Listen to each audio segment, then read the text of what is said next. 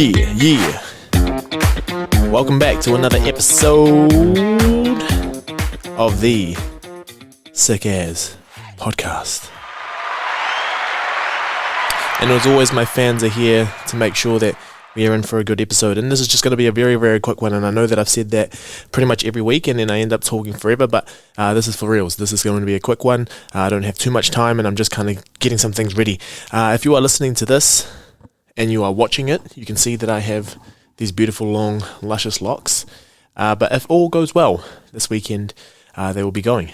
It'll be part of, 5-year journey of my PhD and just, kind of starting a career after that. And it's come time. It's come time for a little bit of change.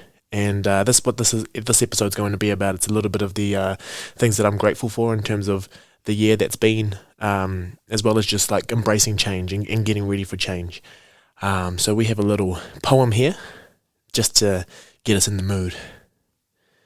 In bed with my insecurities, trying to roll over to go to sleep, but these thoughts are scaring me. If I fall asleep, will they continue to stare at me, or leave me to think everything is fine momentarily? It gets so hard to think, and I guess I'm just feeling well because I'm doing enough to mask it, trying to stuff it all down the sink. The more I pretend that they ain't there, I'm filling up a whole bath with it.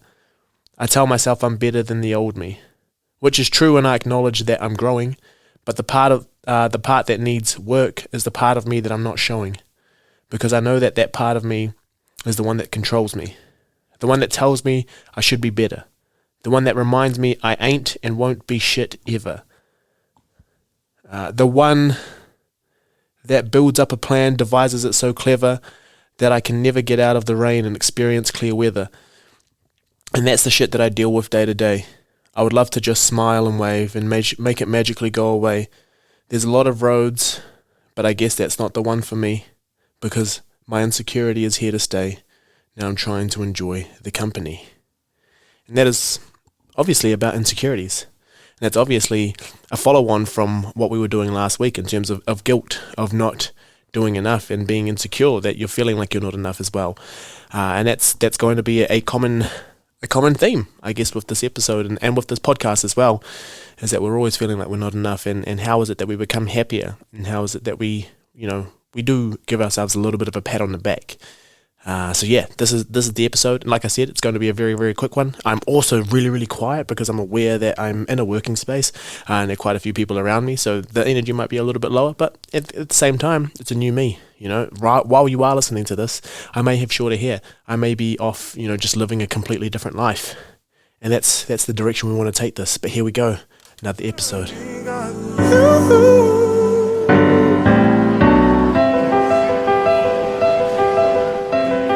And now you're probably wondering, why the heck? Why now? Why do you want to talk about change? Why do you want to, think about these drastic change or these pretty big changes? And why do you want to be grateful all of a sudden? Like, it's not the end of a new year. It's not the Matariki. You've been through that. You've had reflections. But the truth is, friends, you are listening to this officially on the first day of me being 29 years old. So I had my birthday this Sunday. So it's weird because I'm recording this previously. Like, I'm recording this in the present for me. My birthday hasn't been yet by the time you're listening to this, and that's the awesome thing of technology, but it's also the awesome thing with time travel.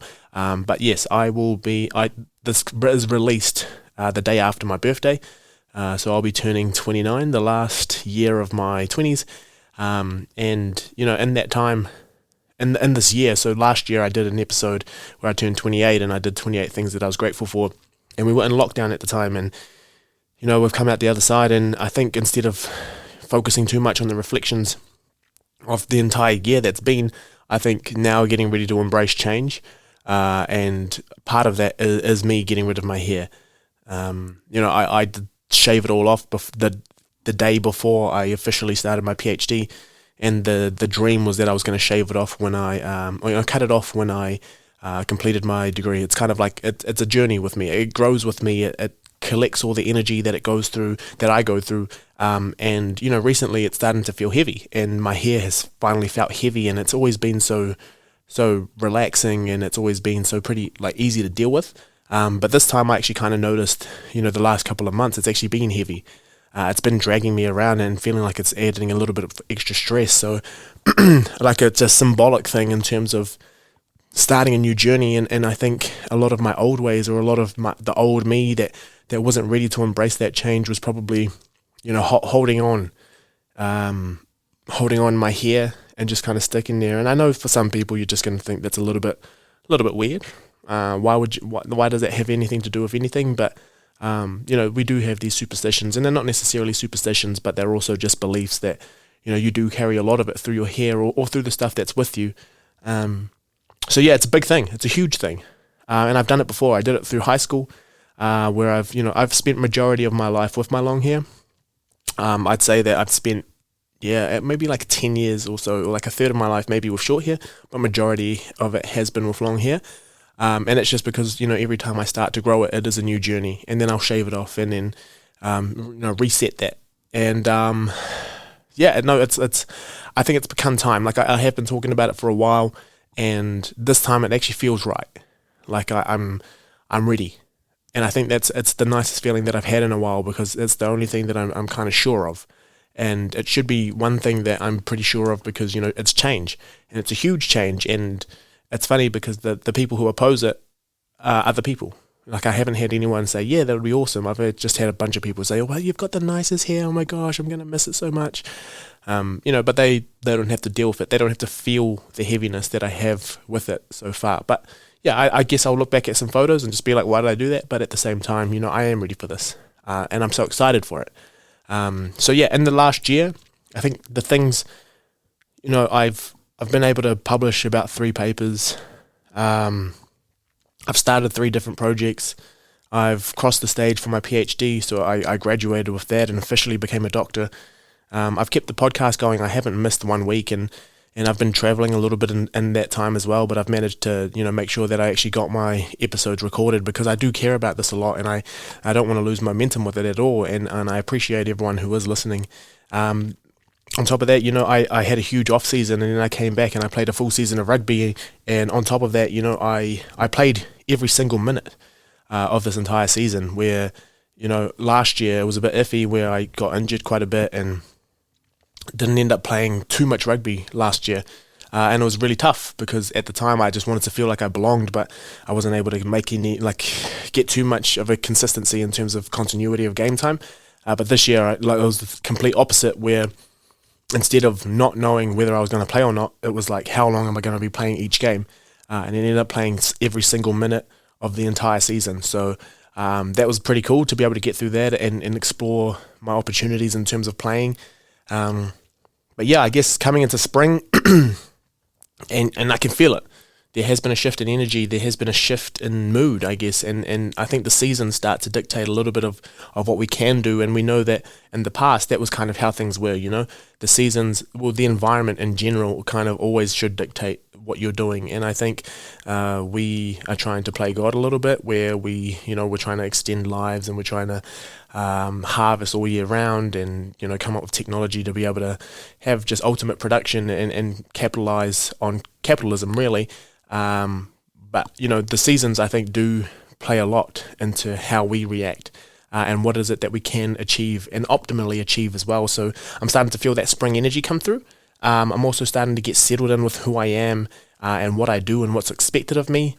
And I think what's that's done is I've become pretty content with where things are. And I remember a lot of people used to tell me, don't settle, you're full of so much potential, and for you to actually be able to realize that, you need to continue pushing yourself. And I think with my hair, with just everything kind of leading into me coming up to the end of my 28th year on this earth, is I have realized that maybe, I'm not pushing myself, and I haven't, and it's probably why I feel stale, and it's probably why, I'm going back into the rumination of negative thoughts and just not feeling like I'm enough. And I think the last couple of episodes of me speaking and trying to justify why I feel guilty, or why I don't feel like I'm enough, or why I have all these insecurities, is because I probably haven't been pushing, or I haven't been exploring things as much as I should have. And I've put a few things in place, and I'll talk about those over the next couple of months. But, things are going to shift up. And I think it all starts with getting my hair cut,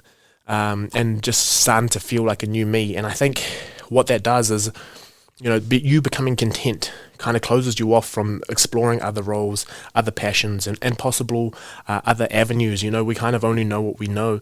And it's until you start exploring other avenues that you start realizing, you either have more potential or there are other things that were destined for you.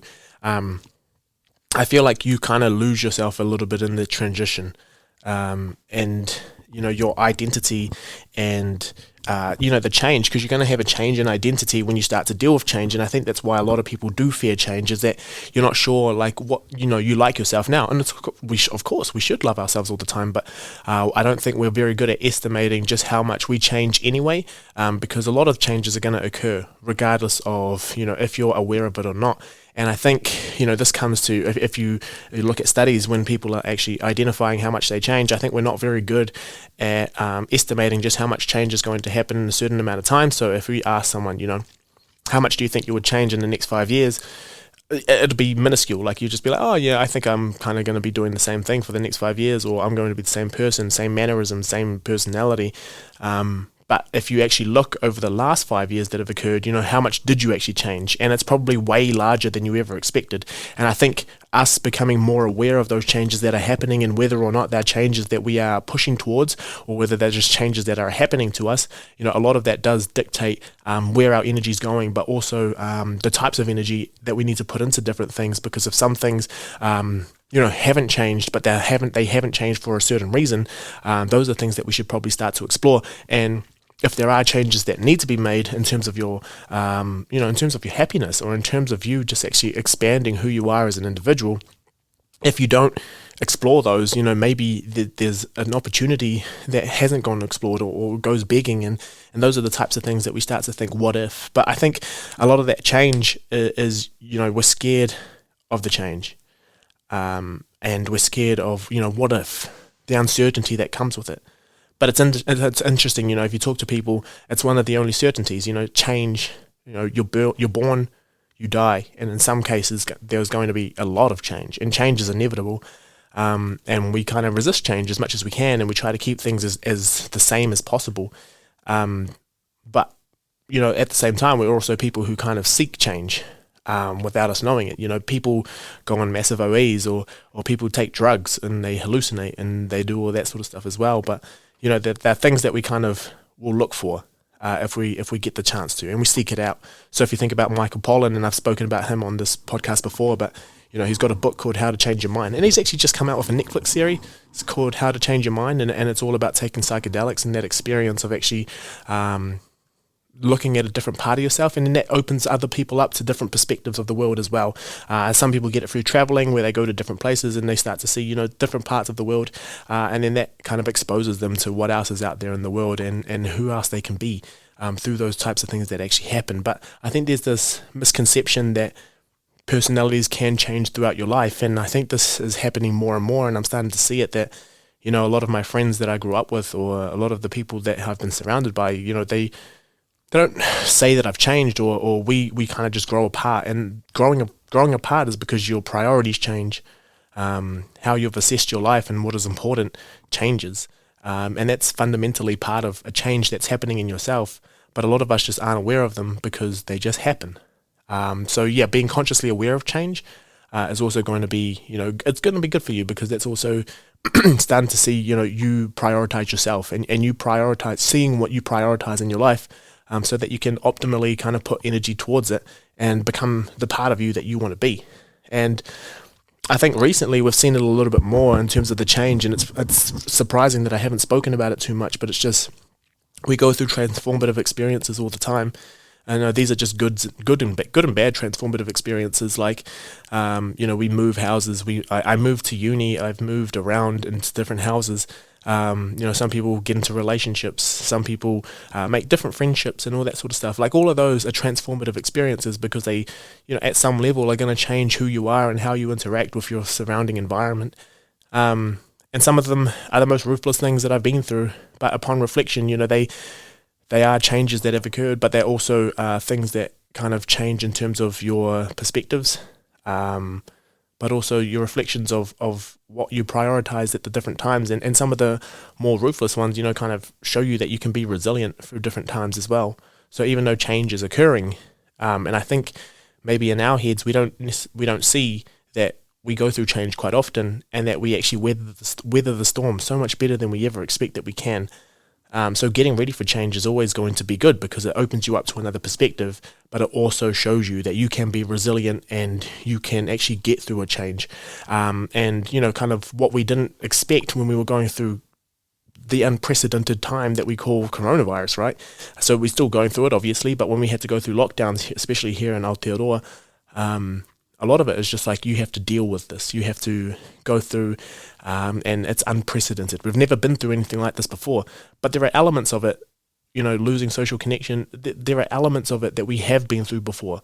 And now that we have been through it, a lot of people reassess their priorities, because we see things get taken away from us. We see what we survived with, and we see what we actually craved in that time. And that's what change can give you. Change gives you greater perspective of what's important now. But then also that's going to change at some point as well. You might have kids. You might change your job. You might move country or city, and contextually things change, and you can't still practice the way that you were practicing before. And I think us getting ready for that adaptation and making it as seamless as possible, that's going to be very important. And something that I thought about the other day was why I'm attracted to some things is, there are elements of things. You don't necessarily have to do the same thing, but there are going to be elements of it that you extremely love. Like rugby, for example, the social aspect, the social connection, but also showing some sort of strength, some sort of power, some sort of skill, some sort of prowess. Those are the types of things that I seek, and that's probably why I transitioned so easily into CrossFit, because it was a community-based thing, and that's probably why my entire PhD was about, performing and doing exercise in groups and being together, because in terms of what keeps my cup full, that's the sort of thing that I love doing. So I think if you apply the stuff that you live, so if you think about the stuff that you really, really enjoy and you're applying it into your life, regardless of whatever the change is, the change is going to be as easy as possible, because there are still fundamental parts of yourself, and that those are your values. Those are the things that drive you. And I've said this multiple times, but if you live by that stuff, then I think you're always going to be on the right path. And just like anything, the content of what things might look like may change, but there are always going to be those elements that are at the center, and that those are the things that make you feel like you're doing the right thing, or those are the things that make you kind of guide that transition into change as well. But like I said before, I think we underestimate how much we go through change, and I think we also kind of overestimate just how tricky the change will be. Like I said before, if you think about yourself 5 years ago and you compare it to now, and you think 5 years from now, where am I going to be? I think we're always going to underestimate just how much we're going to change in that time. I never would have looked 5 years before this, starting my PhD and ending up as a full-time academic. I never would have thought that would be the case. But I'm here now, and my hair's shorter, back to normal, and it's ready for whatever is about to come next in terms of a journey, and in terms of finding more about myself, and trying to be as optimal as possible every single day. I guess the one thing you're probably all asking is when it does come to change, how do we gauge? And the truth is, I still don't know. Like, if we're so bad at underestimating, how is it that we're actually going to figure out just how much we do change in that time? And I think it's nice to know in these circumstances that we're going to get things wrong all the time. And that's something that we can be certain of. And especially when we're going into something that's a potential change, is that we're going to get it wrong. And that's the fun part, because you don't know. But from getting it wrong, you're going to learn. And from that, I think you can also ask different people who, if you want to go into something, you can triangulate. You can ask 3 different people just like what their experiences were like. Because when we start to share in that, I think when we share and we find the commonalities between us, we get that social connection, but we also get that solace in knowing that other people have walked that journey before. And that's half the reason why I continue this podcast, is because I know that some people hear this and it may be already a thought in their mind, but all they needed to do was hear it from another source. It just helps you. It helps you a lot. And so, there will be uncertainty. And what I would do is I just accept it. Accept that I'm going to be uncertain in some points, and sit with it for a little bit. And the more you sit with it, instead of just trying to run away from it and letting it bottle up a little bit, if you just sit with the fact that you are uncertain, and you've acknowledged that, and you've put it to bed, you're just holding it and reminding yourself that it's going to be okay, it does subside for a little bit. And when it does subside, you then show a side of yourself that's absolutely resilient. And just remember, you've got time.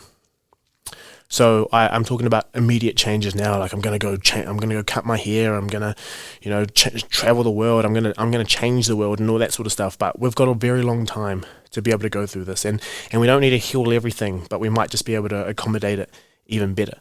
So who we're becoming, all of those different types of things, you're able to get through it. And the change is scary, but the change is inevitable. And I think the better we are at kind of moving away from this sort of stuff. And just knowing that when we're at the end and we reflect on it all, I think it makes you super grateful that you managed to get through it, because you remind yourself that you're an extremely incredible person. And I think we all need to hear that. And I think we all need to be reminded of that often. And if it's me that has to remind you, then I'm happy. I'm happy you joined me for today. And yeah, thank you for following me for another year of the podcast. It truly means a lot to me. And hope you're looking forward to the sick new cut when it comes out. So yeah, take care. Love you all. Have a great week.